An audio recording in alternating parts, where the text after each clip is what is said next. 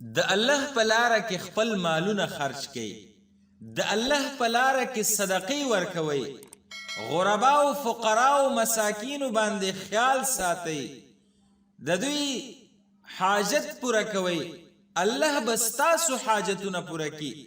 ای مالدارانو، ای دولتمندو، ای د جاه و جلال خاوندانو چې تاسو نن ځانونو ته مالداران وئ او د جاه او جلال خاوندانو لقب مو ځان ته ورکړی دی، په ځان باندې لږ رحم وکړئ. تاسو په ځان باندې رحم وکړئ. الله مال درکړی دی، دولت یې درکړی دی، پیسې یې درکړي دي. دا پیسې په داسې ځایونو کې خرج کا چې دغه مال ستا دپاره د جهنم ته د تللو ذریعه ونه ګرځولی شي. دا مال ستا دپاره د جهنم سبب ونشي ګرځولی. دا مال ستا دپاره وبال جوړ نشي، د دغه مال په وجه باندې جهنم ته لاړ نشي. دغه مال ستا لپاره د جنت ته د تلو ذریعه چې وګرځولی شي. دغه مال چې ستا لپاره د جنت د تللو سبب جوړ شي. دا مال چې ستا لپاره وبال ونشي ګرځولی.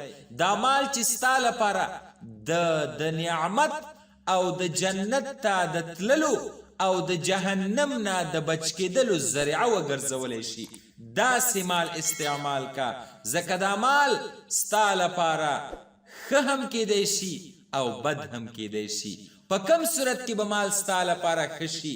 کم صورت کې چې ته صدقې ورکوې، زکاتونه ورکوې، خیرات ورکوې، مسکینانو باندې رحم کوې او فقراو باندې رحم کوې، طلباو باندې خرچې کوي، علماو باندې خرچې کوي، صدقات ورکوي، په غرباو فقراو باندې داسې خیال ساتي لکه څنګه چې په خپلو بچیو باندې ته رحم کوي او هغوی خیال ساتي مال او پیسې او دولت دی د هغوی په خدمت کې هر وخت حاضر وي. داسې که ته چېرته دا خپل مال د فقراو او غرباو په مخ کې او په دوی باندې مصرف کې، نو یقینا چې دغه مال ستا لپاره داسې جوړېدلی شي چې تا جنت ته ورسوي.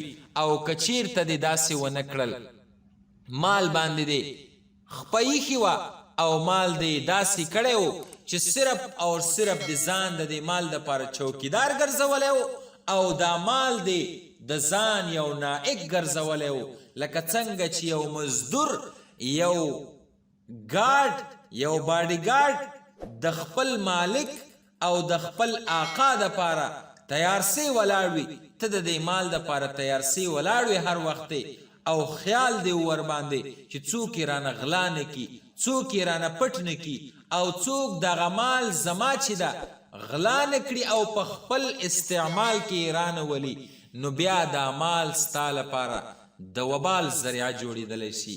او په دغه مال باندې به ته بیا د قیامت په ورځ باندې د الله په حضور کې ملامت ادرولی شي او الله رب العزت به تا نه پوښتنه کوي، ای زما بنده، تا ته ما دومره دولت درکړی و، تا ته ما دومره پیسې درکړې وې، تا ته ما دومره جایداد درکړی و، تا ته ما دومره ځمکې درکړې وې، تا ته ما دومره قوت د مال په سر درکړی و، تا ته ما دومره غلامان او مزدوران او خادمان درکړي و، ستا د بنګلو او دکانونو خو نوم لګېدلو، دا ما تا ته داسې نه و درکړي چې دا ته په خپلو خواهشاتو کې او زما په نافرمانۍ کې استعمال کړي.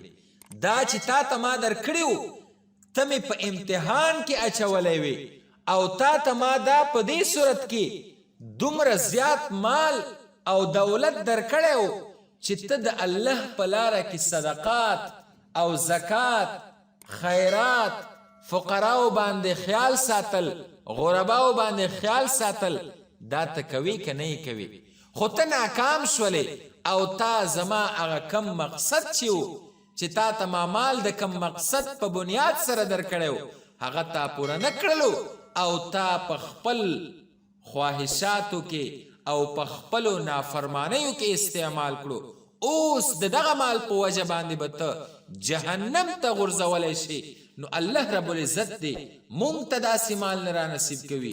الله نه دا دعا کوئ چې الله مال راکې خو چې ستا په فرمانبردارۍ کې استعمال کړم یا الله د داسې مال نه مې وساتې چې ته مې سبا په هغې باندې نیسې او په قیامت کې دې د دغه مال په وجه باندې جهنم ته ما اچوي د داسې مال نه الله مونږ ته نجات راکړي.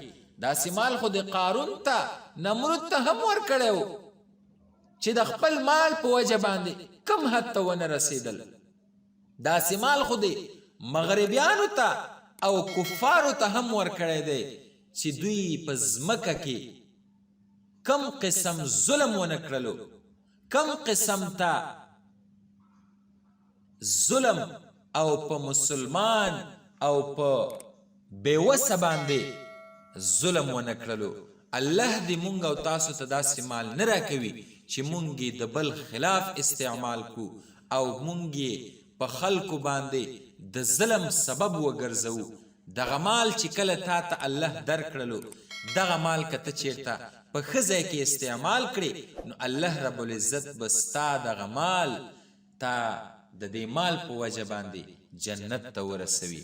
نو الله دې مونږ او تاسو ته مال راکړي، خو الله دې مونږ او تاسو ته زړه هم ورسره راکړي چې مال سره زړه وي او دغه مال ته په فقراو غرباو باندې خرج کوي، بیا دا مال فایده مند دی او دغه مال بیا تا جنت ته رسولی شي او دغه مال ستا لپاره د جنت ته د تللو ذریعه شوه. که چیرته دې پیسې په خپل استعمال کې صرف راوستلې فحشا او په غلطو کارونو کې تا استعمالولې بیا به د جهنم ته ورسوي. نو غوښتنه مې له تاسو دا ده، د مالدارانو نه مې دا غوښتنه ده، د اغنیاو نه مې دا غوښتنه ده چې نن سبا حالاتو کې ډېر یو داسې وخت راغلی دی چې په مسلمان باندې کفارو د هر طرف نه دروازې بندې کړي دي. اقتصادي مشکل کې مسلمان گیر دی، خو لیکن کمو کسانو سره چې مال دی، کمو کسانو سره چې پیسې دي، هغوی ته پکار ده چې دا پیسې د الله رب العزت په فرمانبردارۍ کې استعمال کی، په مظلومانو باندې استعمال کی، په مسکینانو باندې استعمال کی، حاجتمنو ته یې ورکړي. نن داسې وخت راغلی دی چې ورور دې هم مړ کیږي ته پیسې نه ورکوې. ولې داسې کوې؟ دا پیسې نن تا سره دي، سبا به د دې ورور سره وي، بله ورځ به دا پیسې ستا په لاس کې نه وي، تا باندې به ورور رحم کوي. نو په ته په دغه ورور رحم وکړه. دا پیسې د لاس خیری دی، المال غاد ورائه. دا مال چې دی وای نن د تا لاس کې سبا د ما لاس کې، مال د لاس خیری دی، تلل او راتلل وي په مال کې. نو دا مال باندې ځان قابض او ځان صرف اور صرف چوکیدار مه ګرځوه، صدقې ورکې کوئ. مقصد مې صرف داو چې په مالونو کې او په خپلو پیسو کې لږ څه ناڅه په غرباو باندې رحم وکړئ، فقراو باندې رحم وکړئ. الله رب العزت دې مونږ او تاسو ته داسې دنیا او مال دولت راکړي چې په فقراو او د الله رب العزت په فرمانبردارۍ کې استعمال وکړو.